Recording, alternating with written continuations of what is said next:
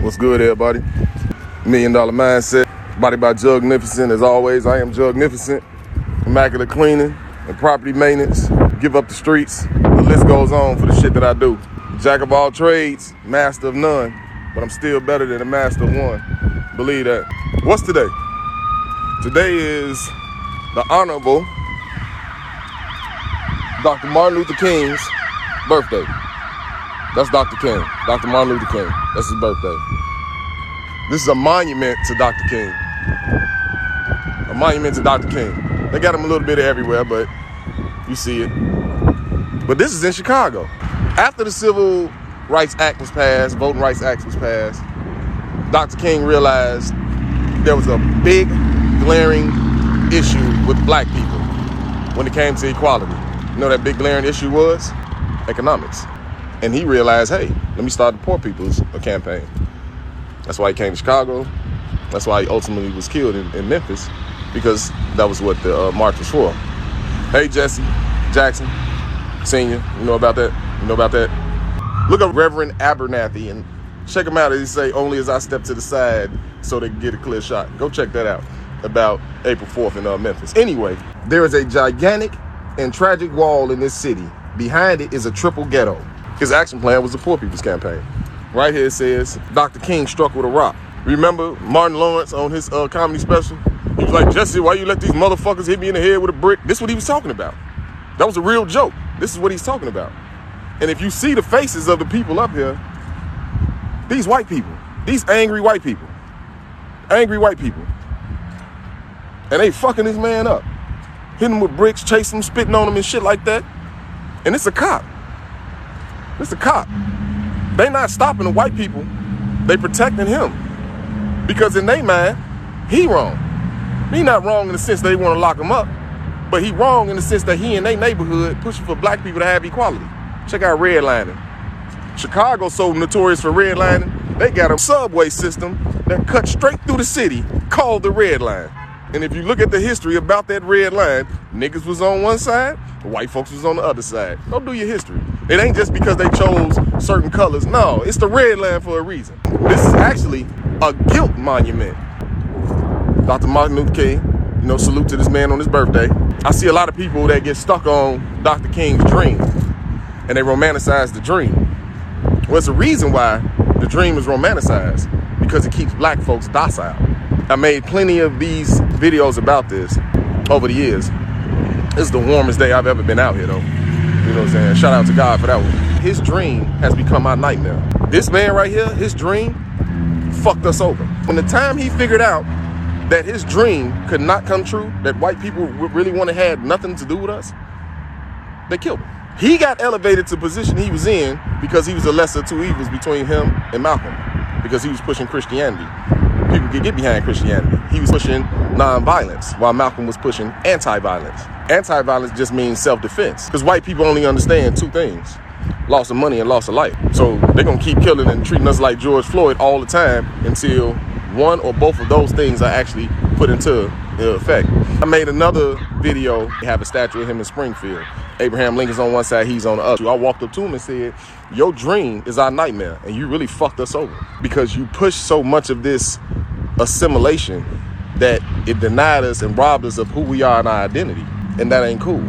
Every other minority that comes to America operates under the Plessy versus Ferguson Act. If you don't know, look it up, but I'll tell you anyway.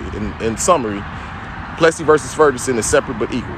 If you go to any ethnicity outside of black, that's why you have a Chinatown, you have a Little Italy, you have a Greek town, you have a Ukrainian village. These type of places are in Chicago. Even the Latinos, like I said, majority of this neighborhood in Market Park that used to be white is now Hispanic. But they have their Pilsons and little villages and all that type of stuff. Anywhere you go, if it's a large segment of a certain ethnicity, they have their own separate but equal. And the whole point was, in separate but equal, give me the same amenities that you afford yourself. Don't put me in a shack and put a sign on it that says public school. Put me in the same type of school that you got. And that's the thing that we missed out in the big picture. And this is where we lost out at. Because, as Ice Cube said, who are they to be equal to? And most of the things that go on in life right now, we either created or bettered it. And if they couldn't steal it, they demeaned it. Case in point, the monkey wrench. Jack Johnson was the heavyweight champion of the world. He created the wrench. And because they couldn't steal it from him, they attached monkey to it. So that's why everybody knows a monkey wrench, because it was a shot at Jack Johnson for him creating the wrench. We're gonna go back to this other side. This looks nice. All these, kumbaya ass people sitting up here, and they got crosses and all this type of stuff, and nice slogans and saying all over the pillars, But again, this is Dr. King being struck with a rock, getting his head cracked in. And it literally says that. But this is a guilt monument. Once again, I'm gonna show you what he actually said about the ghettos, and then I'll show you some of the other statements that he made. But this is him acknowledging the poor people's campaign. There's a gigantic and tragic wall in this city. Behind it is a triple ghetto: race, poverty, and human misery. We got to have an action program to remove these walls. Dr. Martin Luther King Jr. I'm sorry to tell y'all, when it comes to the Black and Brown coalition at that time, brown people weren't in that thought process that he had. He's a reverend. So sad to say, they wasn't in the vision that he had at that point. While he didn't discriminate against Asians and Hispanics, they weren't in the vision at that point. They weren't being systematically oppressed the way blacks were. So his vision was for blacks to get fair and equal treatment. But in doing so, he robbed us of our identity, and that's why his dream is our nightmare.